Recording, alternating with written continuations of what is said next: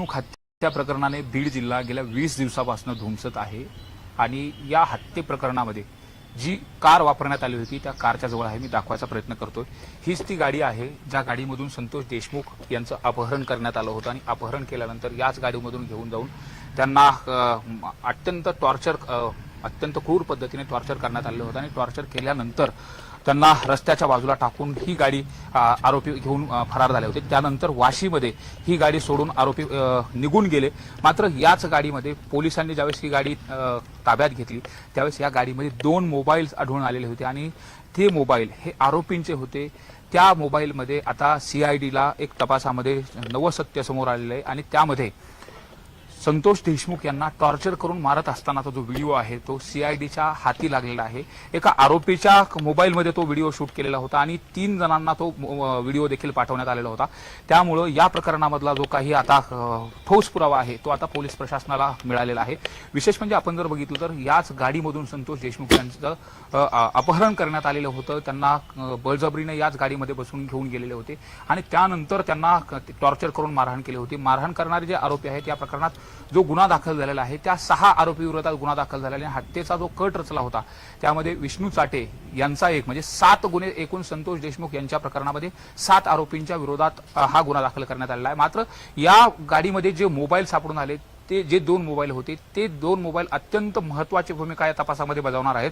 का तर त्या मोबाईलमधून कुणाला व्हिडिओ पाठवले गेले एवढंच नाही तर त्या मोबाईलमधून काही बड्या नेत्याला मोठ्या नेत्याला देखील फोन केले गेल्याचं देखील जे सीडीआर आहेत जे रेकॉर्ड आहे त्या पोलिसांना विशेष सीआयडीला ते तपासामध्ये आढळून आलेलं आहे। त्यामुळे एकंदरीतच आता तपासानं कुठेतरी गती घेतलेली आहे आणि जर तो व्हिडिओ हाती लागलेला आहे आणि सीआयडी त्या व्हिडिओच्या अनुषंगाने जर तपास करत असेल तर यातले जे काही मुख्य आरोपी आहेत आणि कशा पद्धतीनं यामध्ये टॉर्चर करून मारहाण केलेले ते देखील समोर येणार आहे आणि हा जो पुरावा आहे तो सबळ पुरावा कोर्टात आरोपींना शिक्षेपर्यंत घेऊन जाण्यासाठी देखील अत्यंत महत्त्वाचा राहणार आहे। कारण कडक शिक्षा होईपर्यंत त्यातला जो व्हिडिओ पुरावा आहे तो देखील महत्त्वाचा ठरला जाणार आहे। विशेष म्हणजे त्या मोबाईल मधले जे कॉल रेकॉर्ड काढले गेले त्याचबरोबर सीडीआर तपासले गेले ते सुद्धा या तपासामध्ये महत्त्वाची भूमिका बजावणार आहेत। विशेष म्हणजे या संदर्भामध्ये सीआयडीने जरी अद्यापपर्यंत कुठलीही माहिती दिली नसली तरी सुद्धा विश्वसनीय सूत्राकडून न्यूज 18 लोकमतला ही माहिती मिळालेली आहे आणि या संदर्भात संदीप क्षीरसागर जे बीडचे राष्ट्रवादीचे आमदार आहेत त्यांनी देखील पुष्टी दिलेली आहे की अशा पद्धतीनं जे आरोपीचे मोबाईल जप्त करण्यात आलेले आहे त्या मोबाईलमध्ये जो व्हिडिओ आहे मारहाण करताना संतोष अण्णा देशमुख यांना मारहाण करतानाचा व्हिडिओ देखील त्यात असल्याचं देखील त्यांनी देखील पुष्टी दिली। त्यामुळे या प्रकरणामधला जो काही आता तपास आहे तो जलद गतीने सुरू झालेला आहे आणि सीआयडी गेल्या 3 दिवसापासून या ठिकाणी ठाण मांडून आहे। काल देखील अनेकांची चौकशी केलेली, आज देखील चौकशी सुरू आहे। यामध्ये जर आपण बघितलं तर 3 वेगवेगळे प्रकरणं आहेत। खंडणीचं प्रकरण असेल, अॅट्रॉसिटीचं प्रकरण असेल आणि हत्येचं प्रकरण असेल। मात्र या तिन्ही प्रकरणाचं कुठेतरी लिंकेज आहे का याचा देखील तपास सीआयडी करणार आहे। मात्र या तपासामध्ये महत्त्वाची आणि मैलाचा दगड ठरणारा जो काही पुरावा सापडलेला आहे तो म्हणजे मोबाईलचा पुरावा आहे आणि त्यामध्ये सापडलेला जो काही व्हिडिओ आहे जो न्यूज 18 लोकमतला सीआयडीच्या अत्यंत विश्वसनीय सूत्रांकडून ही माहिती मिळाली। सीआयडीच्या अधिकाऱ्यांनी या तपासासंदर्भात जरी सांगितलं नसलं का तर हा तपास जोपर्यंत पूर्ण होणार नाही तोपर्यंत आम्ही कुठलाही शब्द सांगणार नाही, तपासात कुठलाही अडथळा येऊ नये यासाठी जरी सीआयडी ही माहिती ठेवत असली तरी मात्र विश्वसनीय सूत्रांकडून ही माहिती मिळालेली आहे। विशेष म्हणजे त्या व्हिडिओमध्ये नेमकं काय भयानकता आहे, काय दाहकता आहे ही देखील आता ज्यावेळेस कोर्टाच्या समोर मांडली जाईल त्यावेळेस त्या आरोपींना शिक्षा जी होणार आहे ती देखील पाहणं महत्त्वाचं ठरणार आहे। मात्र साहजिकच आता एक धागादोरा मिळालेला आहे आणि त्यानुसार आता हा जो काही तपास आहे तो तपास देखील पुढे जाणार आहे आणि या संतोष देशमुख हत्या प्रकरणातील जे मारेकरी आहेत त्या मारेकऱ्यांना फाशीची शिक्षा होईपर्यंत कडक शिक्षा होण्याच्या अनुषंगाने देखील हे पुरावे महत्त्वाचे असल्याचं देखील अनेकांचं सांगणं आहे। विशेष म्हणजे आमदार संदीप क्षीरसागर देखील यांनी देखील या संदर्भामध्ये हा एक महत्त्वाचा आणि मैलाचा दगड ठरणार आहे तपासाच्या दृष्टिकोनातून। त्यामुळे साहजिकच ज्या गाडीमधून हे मोबाईल जप्त केले होते ती गाडी पुन्हा एकदा मी तुम्हाला दाखवायचा प्रयत्न करतो। हीच ती गाडी आहे ज्या गाडीमधून आरोपी सुदर्शन घोले आणि त्याचे जे काही सहकारी आहेत त्यांनी संतोष देशमुख यांना याच गाडीमधून अपहरण केलं होतं आणि याच गाडीमधून त्यांना हत्या झाल्यानंतर रस्त्याच्या कडेला टाकलं होतं।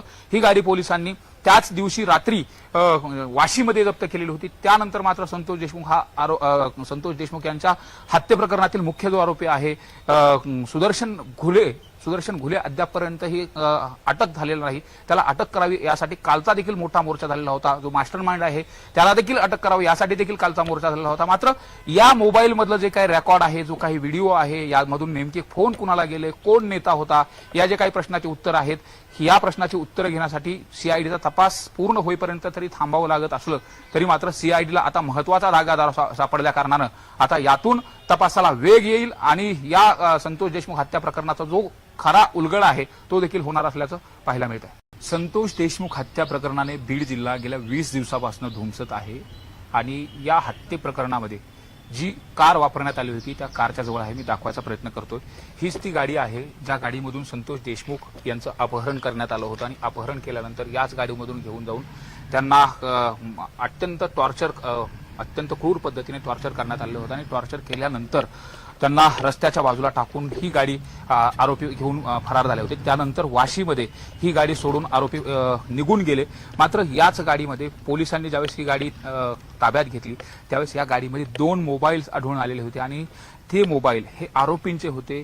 त्या मोबाईलमध्ये आता सीआयडीला एक तपासामध्ये नवं सत्य समोर आलेलं आहे आणि त्यामध्ये संतोष देशमुख यांना टॉर्चर करून मारत असतानाचा जो व्हिडिओ आहे तो सीआयडीच्या हाती लागलेला आहे. एका आरोपीच्या मोबाईलमध्ये तो व्हिडिओ शूट केलेला होता आणि 3 जणांना तो व्हिडिओ देखील पाठवण्यात आलेला होता. त्यामुळं या प्रकरणामधला जो काही आता ठोस पुरावा आहे तो आता पोलीस प्रशासनाला मिळालेला आहे. विशेष म्हणजे आपण जर बघितलं तर याच गाडीमधून संतोष देशमुख यांचं अपहरण करण्यात आलेलं होतं. त्यांना बळजबरीने याच गाडीमध्ये बसून घेऊन गेलेले होते आणि त्यानंतर त्यांना टॉर्चर करून मारहाण केली होती. मारहाण करणारे जे आरोपी आहेत या प्रकरणात जो गुन्हा दाखल झालेला आहे त्या 6 आरोपी विरोधात गुन्हा दाखल झालेला आहे. हत्येचा जो कट रचला होता त्यामध्ये विष्णू चाटे यांचा एक म्हणजे 7 गुन्हे एकूण संतोष देशमुख यांच्या प्रकरणामध्ये 7 आरोपींच्या विरोधात हा गुन्हा दाखल करण्यात आलेला आहे. मात्र या गाडीमध्ये जे मोबाईल सापडून आले ते जे 2 मोबाईल होते ते 2 मोबाईल अत्यंत महत्वाची भूमिका या तपासामध्ये बजावणार आहेत. का तर त्या मोबाईलमधून कुणाला व्हिडिओ पाठवले गेले एवढंच नाही तर त्या मोबाईलमधून काही बड्या नेत्याला मोठ्या नेत्याला देखील फोन केले गेल्याचं देखील जे सीडीआर आहेत जे रेकॉर्ड आहे त्या पोलिसांना विशेष सीआयडीला ते तपासामध्ये आढळून आलेलं आहे.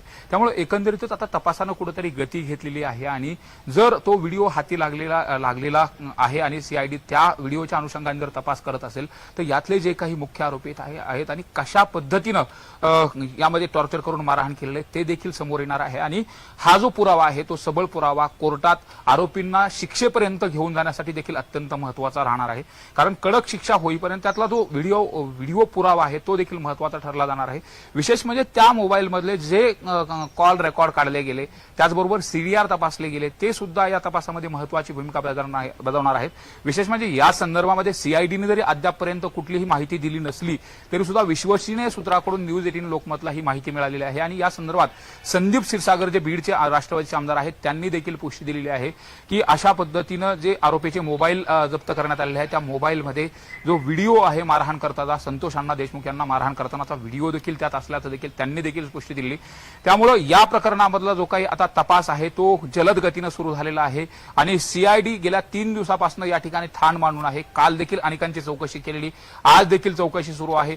यामध्ये जर आपण बघितलं तर 3 वेगवेगळे प्रकरणं आहेत. खंडणीचं प्रकरण असेल, अॅट्रॉसिटीचं प्रकरण असेल आणि हत्येचं प्रकरण असेल. मात्र या तिन्ही प्रकरणाचं कुठेतरी लिंकेज आहे का याचा देखील तपास सीआयडी करणार आहे. मात्र या तपासामध्ये महत्वाची आणि मैलाचा दगड ठरणारा जो काही पुरावा सापडलेला आहे तो म्हणजे मोबाईलचा पुरावा आहे आणि त्यामध्ये सापडलेला जो काही व्हिडिओ आहे जो न्यूज 18 लोकमतला सीआयडीच्या अत्यंत विश्वसनीय सूत्रांकडून ही माहिती मिळाली. सीआयडीच्या अधिकाऱ्यांनी या तपासासंदर्भात जरी सांगितलं नसलं का तर हा तपास जोपर्यंत पूर्ण होणार नाही तोपर्यंत आम्ही कुठलाही शब्द सांगणार नाही. तपासात कुठलाही अडथळा येऊ नये यासाठी जरी सीआयडी ही माहिती ठेवत असली तरी मात्र विश्वसनीय सूत्रांकडून ही माहिती मिळालेली आहे.